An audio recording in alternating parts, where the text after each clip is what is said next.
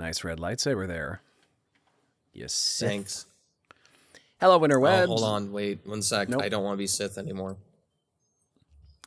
Aw, you're just like a certain character we'll be talking a little bit about today in Tales of the Empire. Welcome to Close Up. I'm your co-host, Joe.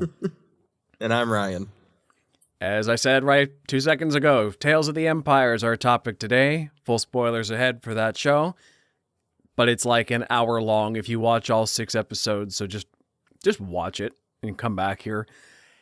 Also, probably spoilers ahead for the Clone Wars Season 5, the final arc, the Mandalorian Season 2, the Ahsoka show, potentially. Ahsoka. Just bits and bobs of Star Wars, anything to do with Morgan Elsbeth and Barriss Offee. So, yeah, let's get into Tales of the Empire. And, well, let's get into our medium shot first, actually. So what was your hype level getting into this show? We're a little all over the place today. Well, coming off of, just Star Wars love and seeing Tales of the Jedi last year, when they said that they were doing Tales of the Empire, I was pretty hyped. And then they showed the trailer, and I was like, oh, Barriss, that's cool. And then they showed Morgan Elsbeth, and I was like, who's that again? I had to remind myself who that was. I was like, oh, okay, this could be interesting. Yeah. That's like my quick medium. Yeah, I quite enjoyed half of Tales of the Jedi. Okay, that's not true. I enjoyed a little more than half. I love the Dooku episodes. The Ahsoka ones were okay. I've already seen a lot of Ahsoka, so I'm not learning a whole lot new about her, but this is kind of cool to see. So I was cautiously optimistic when they announced Tales of the Empire. I thought, wow, okay, is Disney finally going to have the balls to tell Imperial-focused stories about actual bad guys? As it turns out, half true. But, well, yeah, I have some criticisms about that. But, so I was cautiously optimistic. I wasn't, like, raving about Tales of the Jedi. I think that's Close Up episode 30-something, if you want to go see our thoughts on that. It's like 32 or 33, somewhere in there. And, yeah, so here we are on Tales of the Empire. 6 more short episodes in Star Wars. What I'll say right off the hop is I am glad that they grouped these episodes better than Tales of the Jedi. Tales of the Jedi, I understood they were doing a chronological order thing based on the timeline, but it was weird to have an Ahsoka episode to start, then 3 Dooku, then 2 Ahsokas. This, they just said, fine, we're not doing that. We got 3 Morgan Elsbeths. It starts in the Clone Wars. It ends after the Empire's fall. The Barriss Offee ones are more, she's got her trilogy, and we're just, okay, we're 3 and 3. There we go. So it's not as weirdly structured. That I appreciated right off the bat. Yeah, I totally agree. Not that it bothered me that much when I watched Tales of the Jedi, but it was just a little weird. It was just very much structured better in terms of how this, I don't even know if I can call it a season. This short miniseries, I don't even know what to call it. I guess it's a miniseries. I mean, yeah. It's an anthology. It's a limited series anthology thing. It's like what they used to do for certain animated movies back in the mid-2000s, or just any movies, where they would just throw in like a prologue comic book, and you just read that before the movie. Yeah. If anybody remembers that. yeah, that rings a bell for sure. It's kind of what these are, but also not. Yeah. So, should we go episode by episode here? Give our general thoughts on the series first, or? Yeah, we can go episode by episode. It seems smarter. Yeah, sure. So episode 1, The Path of Fear. This is the one where we see the extermination of the Night Sisters from the perspective of Morgan Elsbeth. The Pretty genocide was very well helmed. I think it's very visually striking immediately. I could tell right off that the animation is definitely a far cry away from where it was in Clone Wars, and it was good back then for sure, but they've come a long way since then. And even just on the back of the Bad Batch Season 3, which I was blown away by in terms of animation specifically.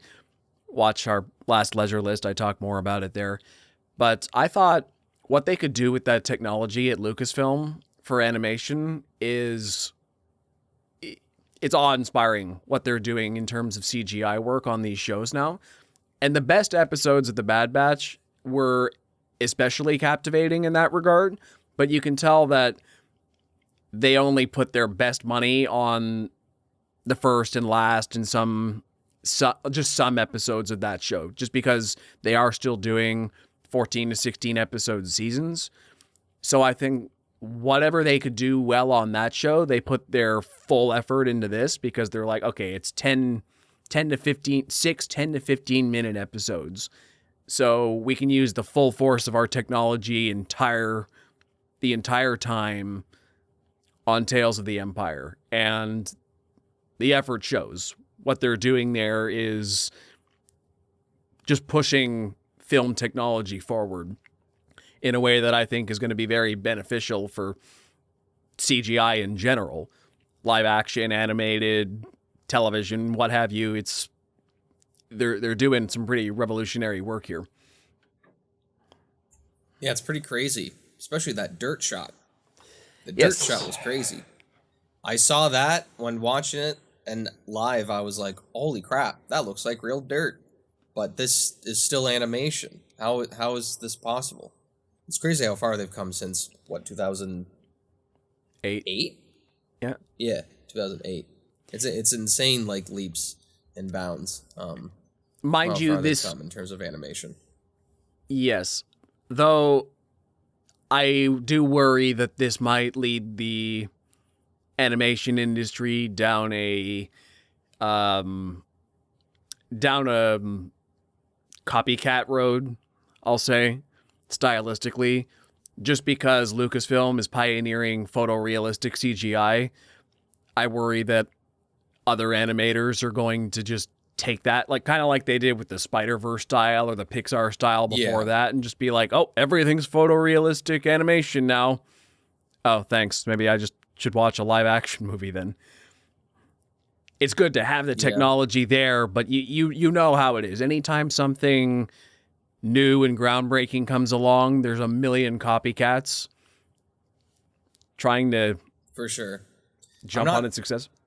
Too worried about that, but it is, I guess, because you will lose some stylistic points from just animation, but I think it all what I'm not worried about, or why I'm not worried about it, Jesus Christ, I'm tired, it's just how the character models look. They still look the same as they did back in the show and even the movie, but they're just more refined, so they still kept their style. But yeah, I could see, weirdly enough, someone in the future is like, hey, we did an animated feature, but everybody looks real, like actually real. It's like, well, then why didn't you just film a live action? It's like, oh, it's just an experiment. Yeah. Well, I'm just saying, think about it this way, right? You got photorealistic animation from these Dave Filoni shows at Lucasfilm, like The Bad Batch and Tales of the Empire most recently, but they've been building this technology for, how long? 16 years now, at least 17 years. And also at Lucasfilm, you look at technology like in Rogue One is off the top of my head, where you bring in actors back from the dead, like CGI Tarkin, CGI Leia. And so between motion capture technologies, bringing old actors back, and photorealistic vehicles and space and planets and whatnot, it's gonna. I feel like we're setting the groundwork for a very uncanny valley future of filmmaking, where you can create photorealistic stories just based on motion capture and animation. You could do some very interesting things, but it could also get very scary. I'm just fear mongering a little bit, but I'm also really excited to see what they could do. Yeah, I mean, I hear what you're saying. I guess I'm just not as afraid because there's still just so many different. Like the animation world is so vast and different that I think people's stylistic choices are still going to come through.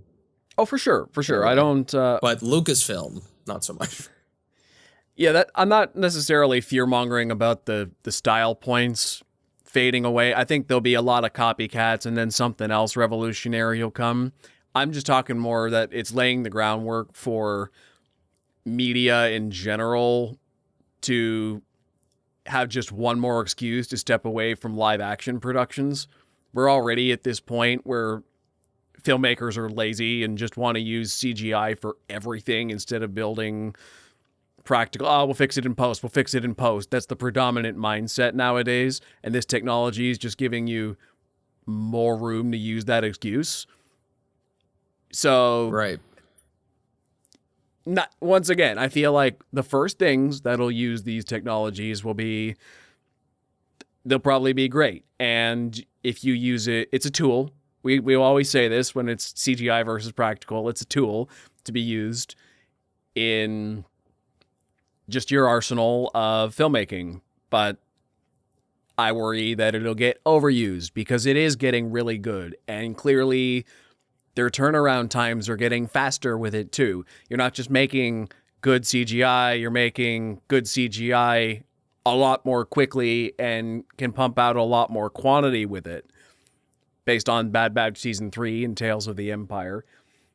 So it's just like anything new, it's exciting, it's a little scary, and I have to see what they do with it to judge more.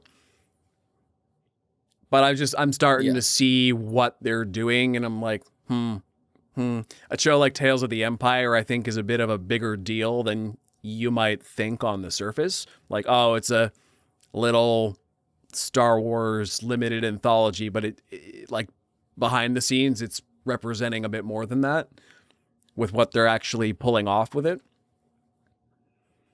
Yeah, I mean, these anthologies is basically Lucasfilm's version of the Toy Story movies. It's like you're going to show off the animation leaps that we've made over the past couple of years. They did that with Jedi, or Tesla Jedi, and they also did that here. Yeah. Yeah. But back to the episode. Genocide. Fun topic to start off your first episode. Mm-hmm. And looks sick.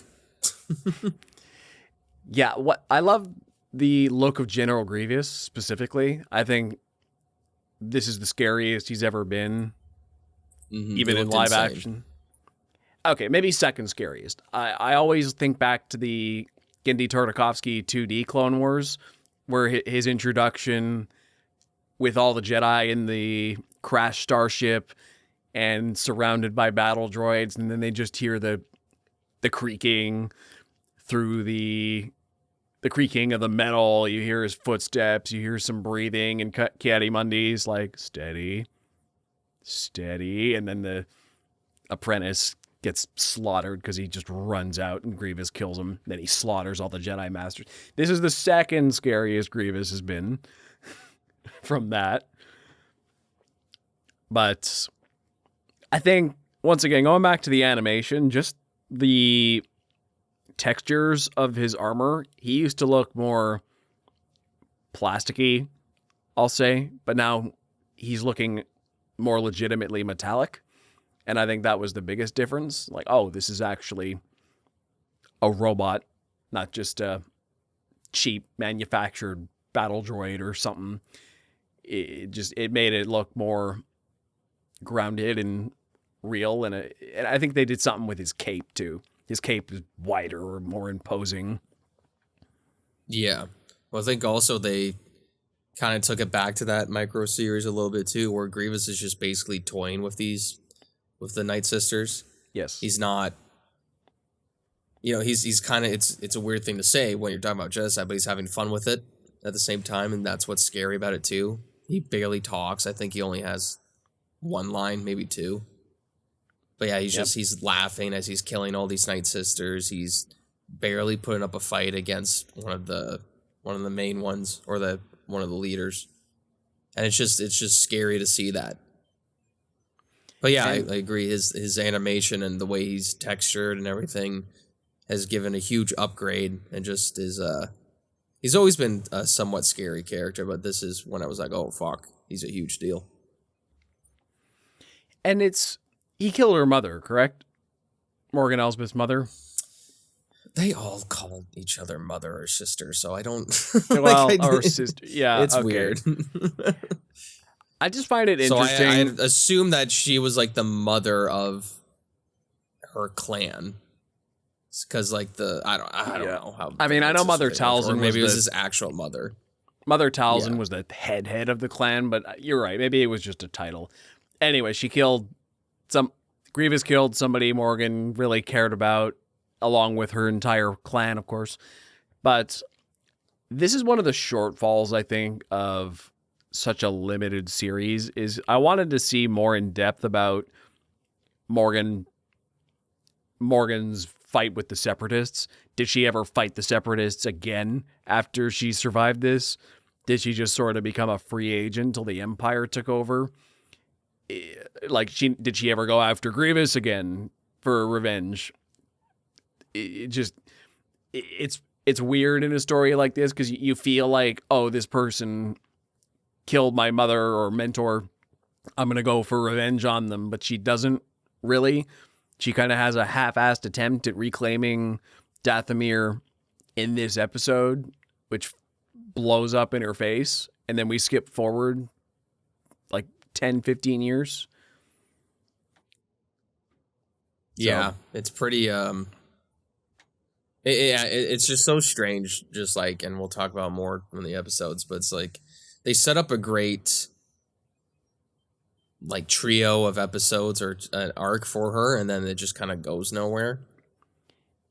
But it's like, okay, her whole family is murdered by Grievous and the and the Separatists, and then you just kind of get thrown into just like, okay, the Separatists are now gone, like in the second episode, and now she's the head of this village, and it's like, well, how did she even get there? How did, like, blah blah blah, and it's just all this like little stuff that's like, and it's kind. I have the same critique kind of for this whole season that you did with the Ahsoka episodes last year, where it was like, it was cool and decent to see, but I didn't really need it. Like, it didn't make me care more about this character who, spoiler alert, canonically is dead, so it doesn't even fucking matter where she's from. Barriss, I was more interested in. Barriss was different. Which we're still talking about Morgan. So, but we'll get to Barriss later.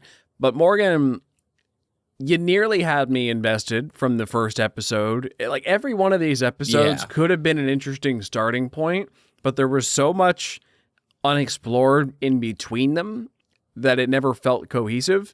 And that goes with the Barriss one too. It's just a general problem with this show. And I guess they did that in season 1 as well with Tales of the Jedi, but I never felt like I was missing that much between Dooku's life in between, because I'm like, okay, he went on more Jedi adventures. You cover through exposition that he met Sidious, and like we catch up with Dooku at the major turning points of his life, which made sense. With Morgan Elsbeth, I felt like there were a lot of major, and Barriss, I felt like there were major parts of their lives that we just glossed over. Yeah.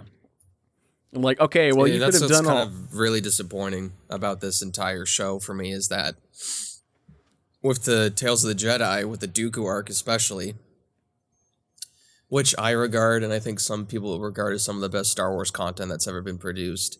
I agree. From just the animation department, is that we get an insight into how Dooku became who he was, and how he turned away from the Jedi and all the Jedi Council in particular.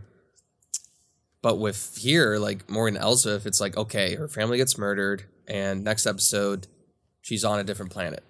Oh, okay, she's on a different planet in that city, which I fully admit the production design team for this the show and their recreation of that quote unquote live action set that they did on The Mandalorian.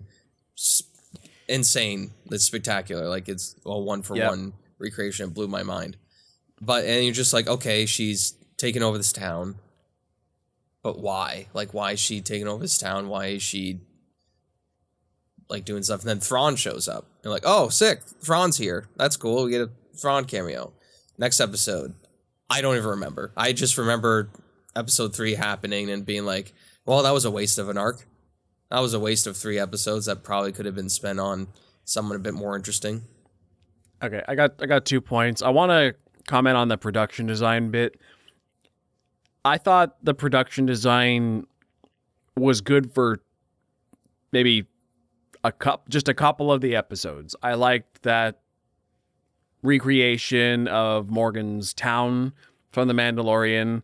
I liked the recreation of the Inquisitor base from Jedi Fallen Order, Kenobi. We've probably even more things. We've seen that base a couple times now, but yeah, those were just recreations. Everything else, wherever they went, I felt was kind of generic. I'm like, okay, here's an ice planet for bearers to go on. Here's like a generic village they go to. Here's the generic Star Wars prison I feel like I've seen a million times.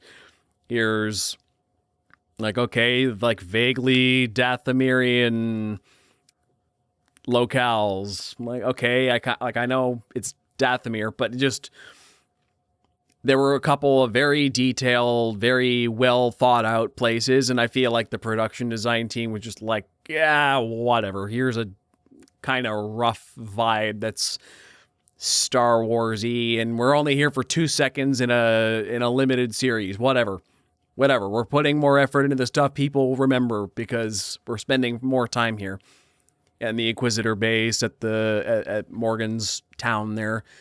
So, and I don't blame them, but I did notice that those 2 areas had distinctly more effort put into them than everything else. And as for the why Morgan did this and that, the only thing I can think of is that this show seems to be about belonging or like trying to find belonging. This show's about 2 women who grew up in these very insular orders and then had it all taken away from them. And now they're trying to find out how they can fit in somewhere else. And I think that's what every episode is about, is Morgan and Barriss trying to fit in somewhere. And that's where their paths differ. It's Morgan starts off a nice sister. She gets crushed. So she tries to fit in with the mountain tribe. But she's way too aggressive for them and ends up getting them killed too. And then she tries to fit in with this village that she becomes the leader of. She tries to sell TIE fighters to the Empire so that her village can be taken care of. She wants these people to care for her, but they just see her as the witch who lives up on the hill. And then she's like, fine, screw you guys. I tried to take care of you and you just see me as the witch. So fine, I'm going to subjugate you because I have the power to do that. That's how you see me. Then I'm going to be what you think I am. Though she did find belonging with Thrawn in the Empire that way. So she's like, fine, my village doesn't like me. My people are destroyed. So Thrawn is the only person who ever saw potential in me and only asked for competency in return. So my loyalty is to him. Screw everybody else. Even the New Republic, even when there's a show of force on my doorstep asking my group to join the New Republic, my loyalty is still to Thrawn, because what's the New Republic ever done for me? They couldn't save Dathomir. They couldn't, like, the Old Republic couldn't save Dathomir. It's just politics. And the Empire never did crap all for Morgan either. She's loyal to Thrawn. And then you see Barriss, who's like, okay, fine, the Jedi are destroyed, so like, I don't know, someone offered me to join the Inquisitors. That's better than jail, I guess. And then she's like, fine, I guess I can do this. It may require sacrificing some morals, but it's a place to stay. And then she's like, oh, well, they're actually super evil, and I don't think I can do this. So I guess she kind of comes full circle to see, okay, where I belong is where I left in the first place. Like my Jedi teachings, I don't belong with the Jedi, I don't belong with the Empire, but I still, where I belong is helping people. That's what I was raised to do. Kind of be a free agent that way. So it wasn't the most clear or the best handled the entire time, but that's what I get out of this show, is just these women trying to find a place for themselves after having their whole lives uprooted. That's a good, what's the word I'm looking for? Synopsis. Oh my god. Yeah, synopsis of the Condensing, whole show. And it's cute what they try to do, but they have to have it make sense. Like like, I'm sorry, it's like the Morgan stuff is cute. It's like, okay. Like, again, I don't know how many people, besides maybe fans of the actress, because she's pretty good, care about Morgan Elsbeth. Like, I really don't see, like, the pull for her. I really don't understand it. I thought it was cool that she was back in the Ahsoka show. I thought it was like, okay, she's, and then I think it was revealed there that she was a witch, or maybe it was a throwaway line in the second season Mandalorian. Yeah. And then, that's the most interesting thing about her, is that she's a Night Sister who works for the Empire. Okay. That's a cool concept. Yeah. Great concept. And then when it starts to get interesting, like when she gets recruited by Thrawn, and then when she, is about to take over, or she murders the New Republic people, it just cuts off. And I know it's a short series. I know they're supposed to be shorts. Mm-hmm. But it's like, okay, you've just built up my interest. And it's kind of like that with some of the Barriss episodes too. And that just ends. It's not what I felt during Tales of the Jedi. Whereas like the Dooku stuff, like first episode, him and excuse me. Him and Qui-Gon. Oh my god. Qui-Gon are on this plan. You start to see the dark side come out of him a little bit, and he's starting to see the corruption, the hypocrisy of the Jedi Council. Same thing in the second episode where he's with Windu.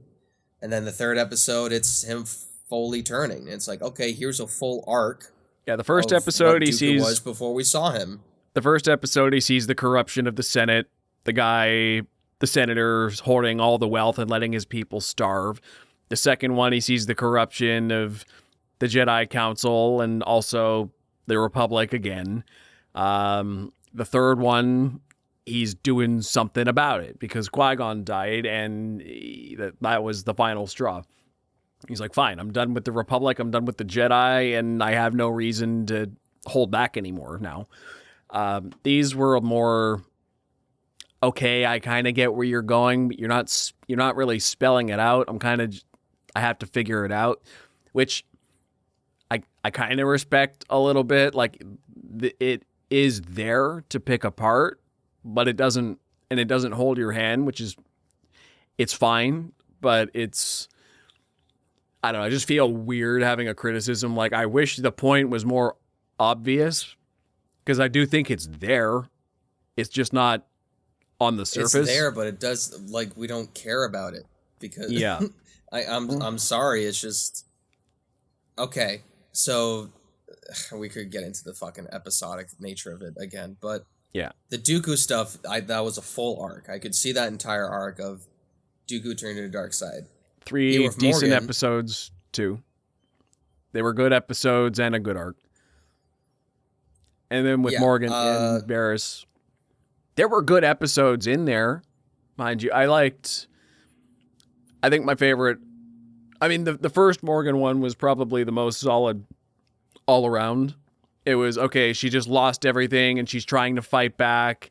And the mountain people leader seems to be a pacifist, even though she does have some power that could help.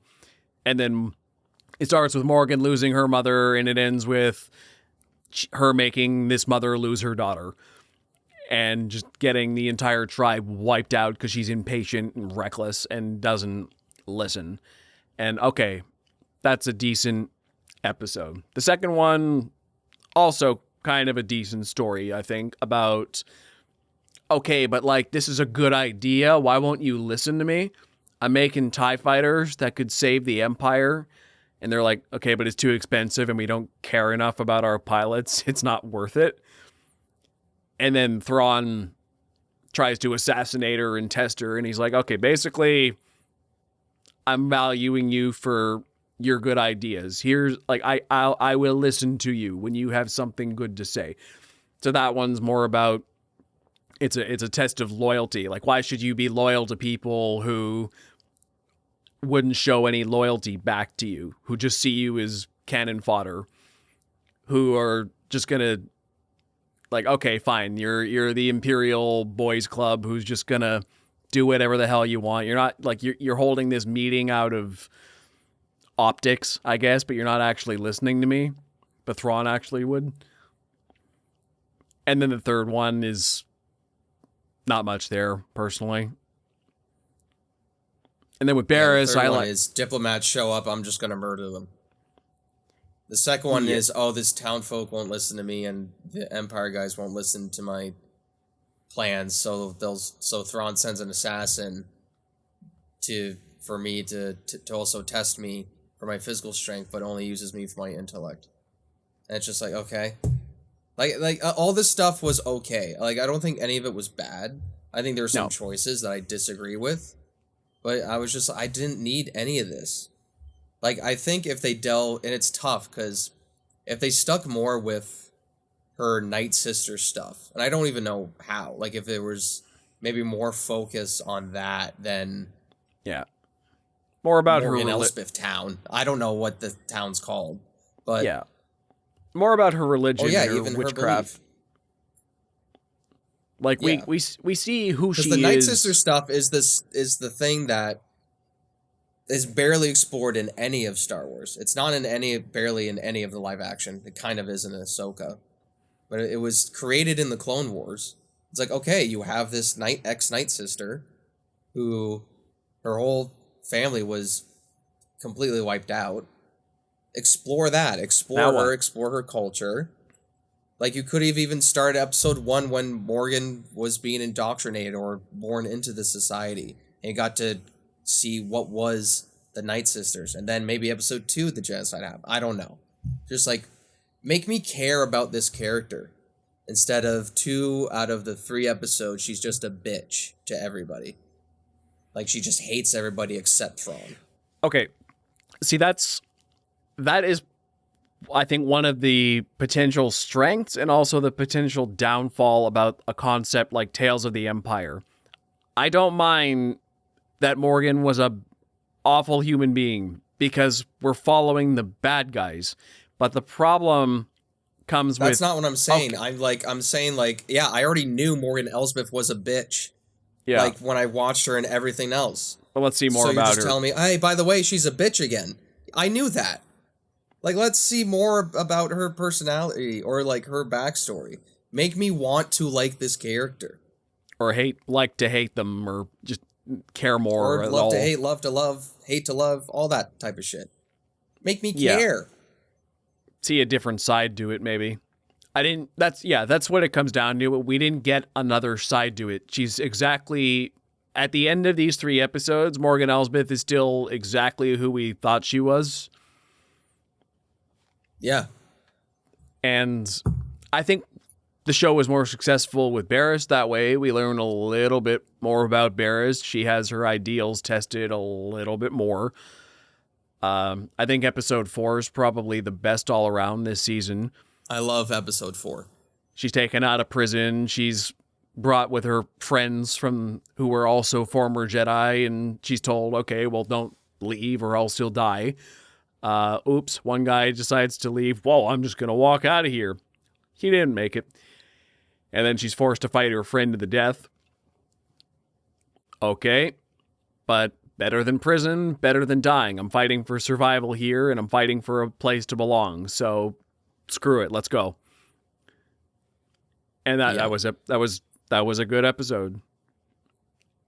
And it ends with Vader. What I That's loved always about fun to see. episode 4 is this is what I fucking wanted since the beginning of when I was born. I want to see more Sith training, Sith indoctrination, Inquisitor stuff. I just want, because all we've been fed is Jedi training, the light side of the Force, but we've never really gone deep into dark side territory. And that this episode is like, okay, this is interesting. We're getting to see the differences between the light side and the dark side, how they use fear and manipulation, how they use each other's, anxieties and angers for them and against each other. That's great. Yep. And then you do the fucking Battlefront 2 thing where she switches back to the good side again. Yes, now that's This woman, Barriss Offee, a terrorist, blew up the Jedi temple, killing a few dozen innocents because she hates the Jedi so goddamn much and what they're doing to the galaxy. And she's angry about it. She used that anger, blah, blah, episode 4 is great. And then she's like, ooh, killing innocents is too much. Yeah. On her first mission, why are you killing innocents? Oh, because that's just wrong. You're a terrorist. I know. Why? Not everybody needs a redemption arc. Now, I will say, in episode 6, old Barriss, how she's all wise and whatever, that was kind of good. And then by the end of it, when it literally cuts to black, I was like, it was getting really interesting. What are you doing? Because that cave scene was actually kind of cool. Yeah. The problem with I think in terms of this show, it's a fine arc. In terms of Tales of the Empire, Barriss' arc is fine. Okay, I'm getting out of prison and find out they're bad, and I want to leave and do my own thing and go back to the Jedi ways, but not be a Jedi. Fine. But if you're comparing it to Clone Wars Season 5, the arc feels very strange because of that. Because the show just completely ignores why she ended up in prison in the first place and the kind of person she'd become to get there.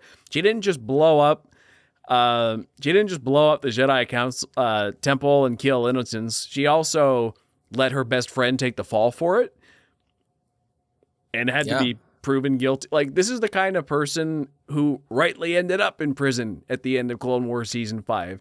So now they're kind of double backing and pretending like she was a better person underneath that all along.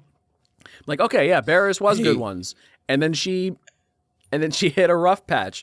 So what's wrong with keeping that going? Why can't we get one Inquisitor as a main character who's just bad all the way through? And then you're like, oh, well, what about like Reva or something? I'm like, yeah, okay, but Reva ended up pissing off everybody and didn't end the show as an Inquisitor. Tried to have a redemption arc a little bit. Yeah, why can't we have a main Inquisitor who's just an Inquisitor all the way through? If Barriss was going to die, why couldn't like Ahsoka kill her? That would have been great. Hey, remember when in this arc she was very reluctant to take a lightsaber with a red kyber crystal? But all the way back in season 5 when Anakin was fighting her, which is one of the best fight scenes in that show. He says, funny, those belong to Ventress. And she very clearly and happily says, I think they suit me. Mm-hmm. Mm-hmm. So she's already gone that far, in my opinion. But I don't know. That's me being nitpicky. But yeah, it's just, how sick would it been? Because this had so much potential with the Barriss stuff. Like, how sick would it have been? And I'm not even saying that they need to do it in this anthology series. You see, like, old Ahsoka fighting older Barriss. Like, maybe in season 2 of Ahsoka. Sure. Like, oh, shit, that's crazy. Or just seeing them meet again. Like, that would have been wild. But now she's just... dead. She's just all of a sudden good again. And she's dead. probably... She, like, didn't name drop her in this show, but kind of did. She's like, oh, I have an old friend. She's probably alluding to Ahsoka. Yeah. So it's just, and I love you, Disney, and well, not really. Like, Star Wars, I love you, but not every single character needs a redemption arc. Like, they really don't. Like, just let characters be bad. Every bad guy we've seen in Star Wars since the Disney era has gotten a redemption arc. Yeah, like everyone from like, I'm not even gonna list them all because it's everybody. Everyone except the Emperor. And he came pre-Disney. It's insane. And George Lucas okay, fine, maybe. No, I was gonna say Darth Maul too, but that came before the merger. Darth Maul's reintroduction in the Clone Wars came before Disney. So, like, but pretty much every bad guy since 2012 has gotten a redemption arc if they've been in it long enough. It's or they die instantly. I don't know what they're afraid of. Like, they don't even let anti-heroes be anti-heroes. They don't even let Boba Fett be an anti-hero. Evil. Just let them be evil. I don't understand. Like, this is the thing people want to see. They want to see bad guys be bad guys. I think we've had 20 years of nuanced bad guys, and now we're back to wanting black and white morality in our entertainment. Sorry, something just popped in the distance. I don't know what that was. Oh, it might have been fireworks. It's Victoria Day as recording. I hope it wasn't your 3D printer. I hope not. Yeah, if that's the squeaking you audio listeners hear in the background, I'm 3D printing some armor right now. So apologies for that if you can hear it, but I don't care. Anyway, but yeah, it's like, okay, all this stuff was good. It just disappointed me and didn't meet my expectations for what the show was because I have the high expectation coming from Tales of the Jedi. And maybe that's on me, my expectations, but it's the same team. It's the same studio. It's the same writing team. It's the same Filoni. Maybe he changed his cowboy hat. I don't know what happened. But it's just like, there's so much potential here. And maybe it was a studio thing. Maybe they're like, you got to give Barris a redemption arc. I don't know. It could have been that. We don't fully know. I feel like the studio heads don't care about Star Wars animation. They kind of just let them do their thing most of the time. I feel so much more meddling in the movies than I do in the shows. Yeah. The live action shows they probably don't care about. There's definitely live action. There's definitely meddling in the live action shows, but I don't ever feel that in the animation. I feel like that's just Dave Filoni doing whatever, for good or for worse.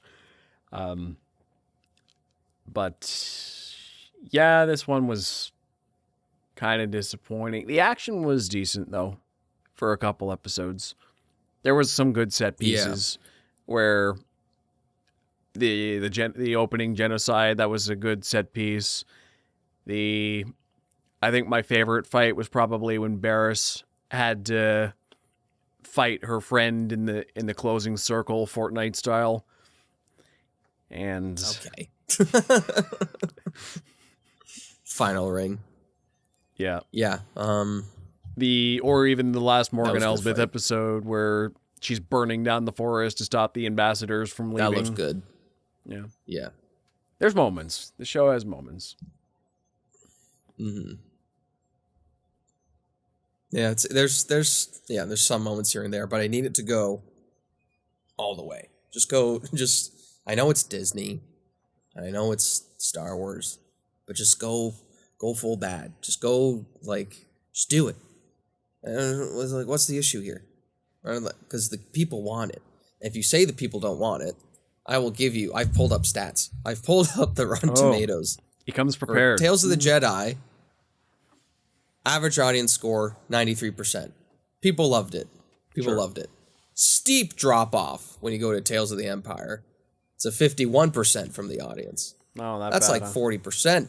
That's bad. Critics saying? What are critics saying on the? Well, critics are stupid, but the critics for Tales of the Jedi is 100%, and then Empire it's 86. So it is a bit of a drop off, but they're going through all the technical stuff. Like we do. That's yeah. See, but we're coming from it from both perspectives, right? Because I always, my personal ethos is I don't think there's very many things I've ever seen in my life that are 100% bad. And the more I get into film criticism, the more I believe that to be true. because even though the Tales of the Empire stories disappointed me, I raved for like 15 minutes about the animation of this show. And Yeah. the voice acting's consistent across the board. I don't have any problems with that. The music is consistent too. The action was entertaining. It was decent. The show kept me entertained. I'm bitching about the story and some of the plot elements and the pacing and the writing a bit, but I'm also raving or satisfied by most of the technical elements. So that's why I see why the critics like it so much, because audiences mostly just complain about the story or maybe technical aspects if they're really noticeably bad. But I can't in good conscience give it a, that bad a review when so much is good, right? Not to say I'm... I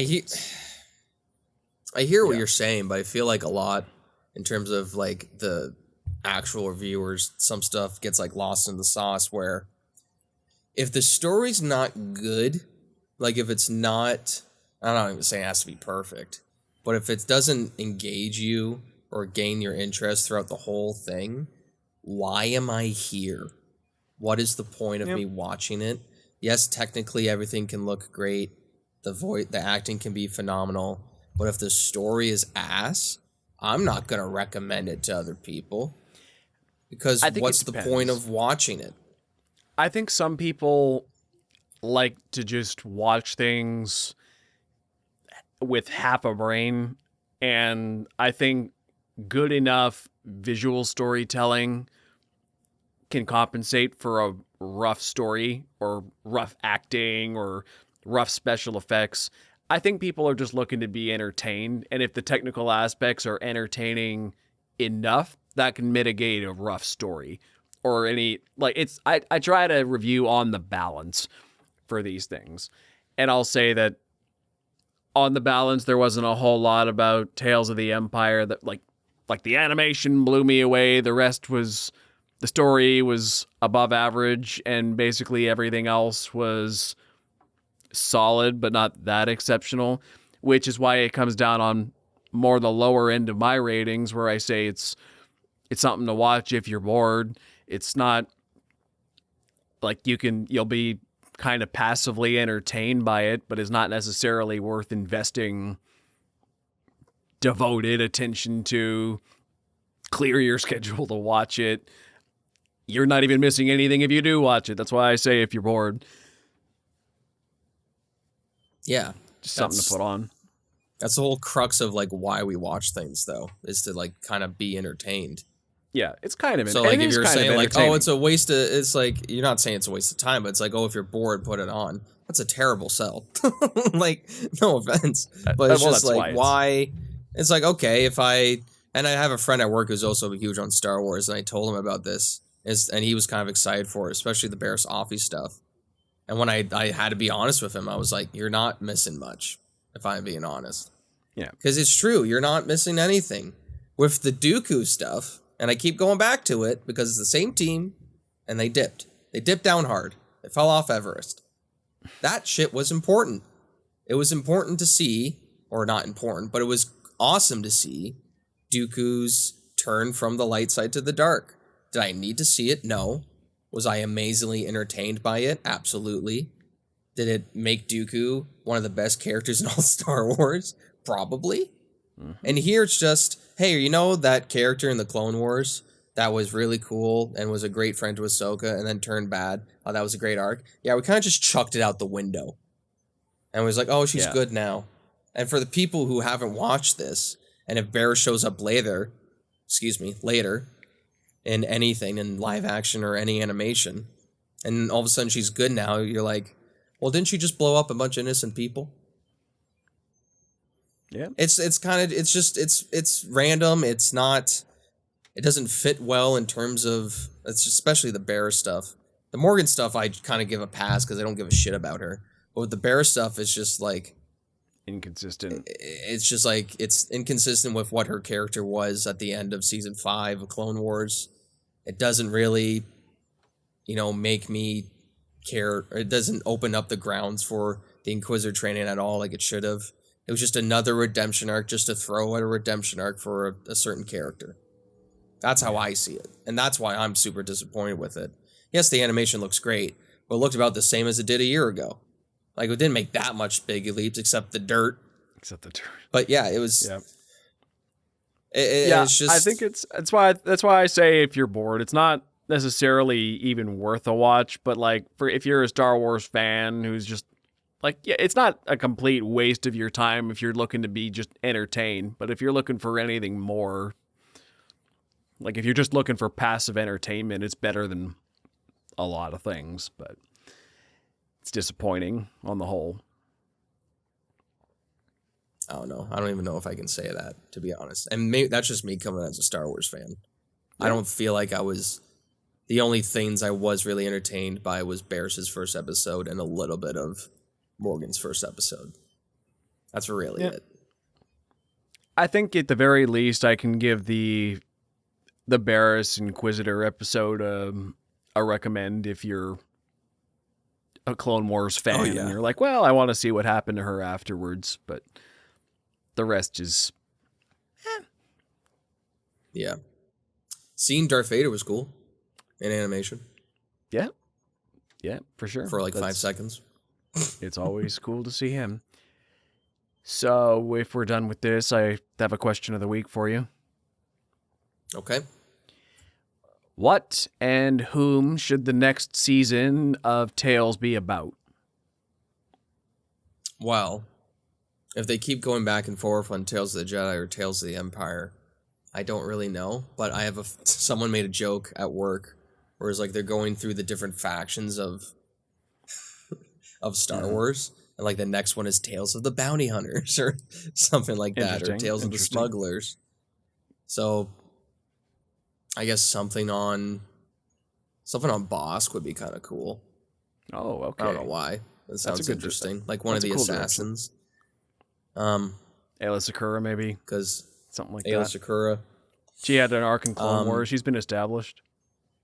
Yeah, we know how she died. It's weird because I feel like we've gotten a lot of Jedi stuff. Yeah. Ayla Secura died in Solo? They mentioned how she died in Solo. It was Woody Harrelson killed her. Huh. I don't remember that. She pushed her off a cliff or something. That's what he said. Something like it was just a throwaway. Pushed a Jedi off a cliff? All right. I don't remember. Wait, no, Ayla Secura died in Revenge of the Sith. She got shot up. Oh, sorry, not Ayla Secura. Aura Singh. That's who I was thinking of. She was the bounty hunter. Oh. Boba Fett's mentor. Yeah. Okay, that makes sense. Yeah. In terms of Empire, I think it would be... But they've already ruined it. I think it'd be interesting to see like some of the Grand Inquisitor stuff. Like how he became... the top guy for Vader to lead these group of people. And then, I don't know, maybe even some like behind the scenes stuff of Palpatine, just to see like more of the scheming. I think that'd be interesting. But also I kind of like the mystery of his scheming as well. That'd be kind of cool. So there's that. I don't know, maybe do one where you make Starkiller canon. I don't know. That's Starkiller. You can't make Starkiller canon without ruining it. I'm just saying, in old expanded universe, Starkiller was so powerful they needed to invent all of the Inquisitors just to do what Starkiller and Vader did. Yeah, Starkiller was a god. Two of them. Yeah, it's pretty crazy. So my pitch. If you depower him. My pitch is Tales of the Rebellion. And the two characters I was racking my brain to think who could be interesting. I think Wedge Antilles and Bail Organa. Yeah. You have the rebel pilot who's we never really got much about Wedge Antilles. He's always just sort of been there, but like, okay, how did a guy like Wedge Antilles get into the rebellion? Like one of the rebels' best pilots. And then as a counterpoint to that, you can have Bail Organa, the senator, who you see what he's doing on the political front. Like, I know you're kind of getting that from Mon Mothma and Endor, but she's handling more of the finances of the rebellion right now in that show, where Bail Organa can be like, okay, but what's happening in the Imperial Senate right now, which we haven't gotten much of. So that's my pitch. Tales of the Rebellion with Wedge Antilles and Bail Organa. That'd be sick. Yeah. Be interesting. Wasn't Wedge Antilles Luke's friend from Tatooine? Yeah. No. I think there's a deleted scene. Oh no, that's no, someone that else. was That's the guy with the what's his mustache.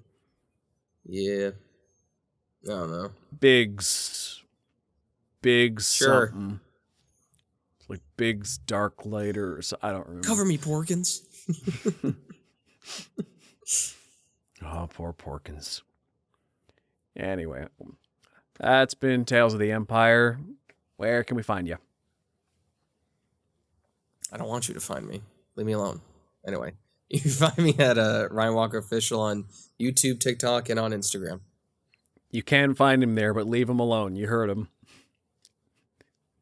Anyway, Don't talk to me. You can find me on Instagram, TikTok, and Facebook at Thought Play Media, and I'm happy for you to find me there.